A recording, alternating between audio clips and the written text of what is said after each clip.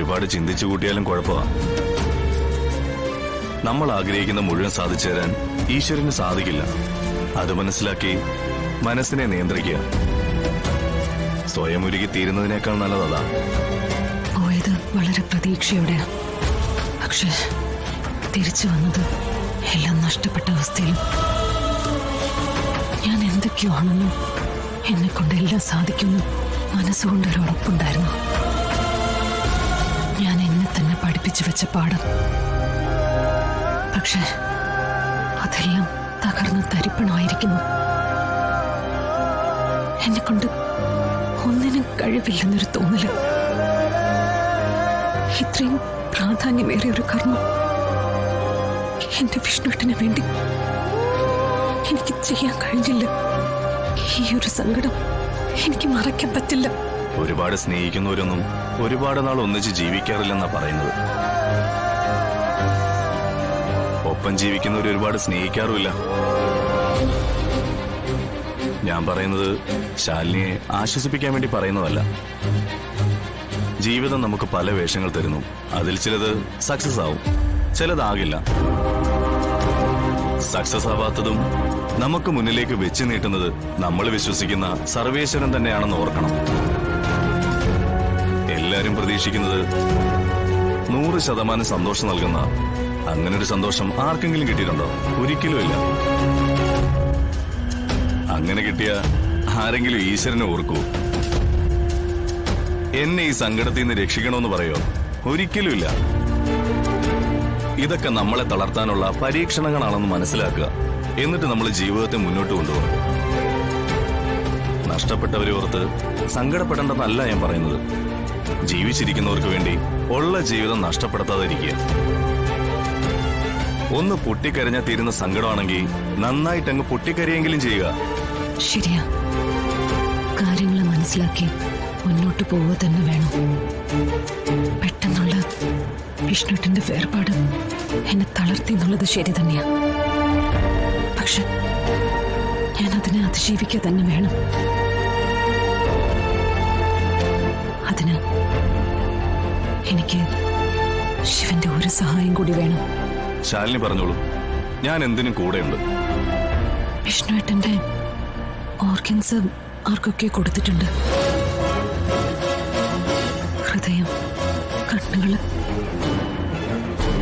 അതൊക്കെ ആരാണെന്നൊന്നും അറിയണം. മറ്റൊന്നിനും വേണ്ടിയല്ല, വിഷ്ണുവേട്ടനിലൂടെ ജീവിക്കുന്നവരെ ദൂരെ നിന്നെങ്കിലും. തീർച്ചയായും നമുക്കവരെ അന്വേഷിച്ച് കണ്ടുപിടിക്കാം.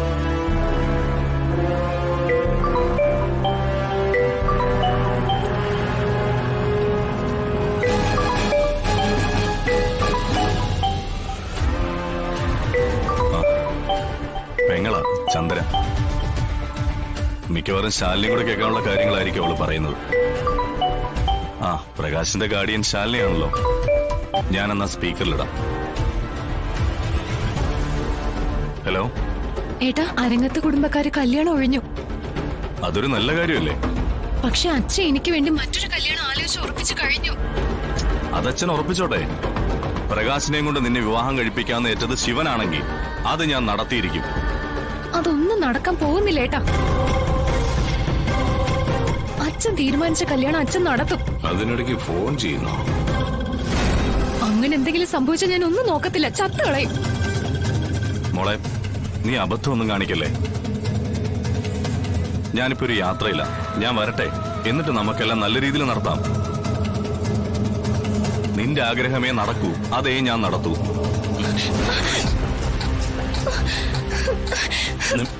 ഞാൻ എന്റെ ഏട്ടനോട് സംസാരിക്കുന്നത്. എന്റെ കാര്യങ്ങൾ നോക്കാൻ എന്റെ ഏട്ടന് അവകാശമുണ്ട്. നിന്റെ ഏട്ടൻ? മോളെ ചന്ദ്രേ, നീ ഒന്നുകൊണ്ട് പേടിക്കണ്ട. ഒരാൾക്ക് ഇവിടെ ഒരാളെയും തടവിലാക്കാൻ കഴിയില്ല. ഭീഷണിപ്പെടുത്തി മറ്റുള്ളവരുടെ ഇഷ്ടം അടിച്ചേൽപ്പിക്കാനും പറ്റില്ല. ഇവിടെ ചോദിക്കാൻ നിയമമുണ്ട്. എന്റെ കൂടെ ജില്ലാ കളക്ടറുണ്ട്. സ്ത്രീ സംരക്ഷണം, സ്ത്രീകളുടെ അവകാശങ്ങൾ സംരക്ഷിക്കൽ, അതിനുള്ള സംരക്ഷണം നൽകാൻ പ്രത്യേകം ആൾക്കാരുണ്ട്. അതുകൊണ്ട് നീ ധൈര്യമായിട്ടിരിക്കെ. നമ്മൾ പ്ലാൻ ചെയ്ത പോലെ കാര്യങ്ങൾ നടക്കൂ.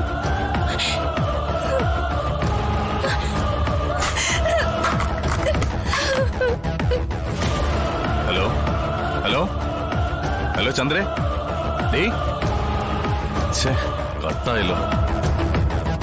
അത് ശരി, കളക്ടറെ കൂട്ടുപിടിച്ച് അച്ഛനെ തോൽപ്പിക്കാനാ പരിപാടി അല്ലേ?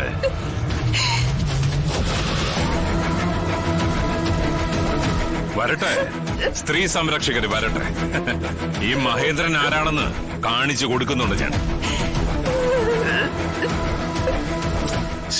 കിട്ടുന്നില്ലല്ലോ.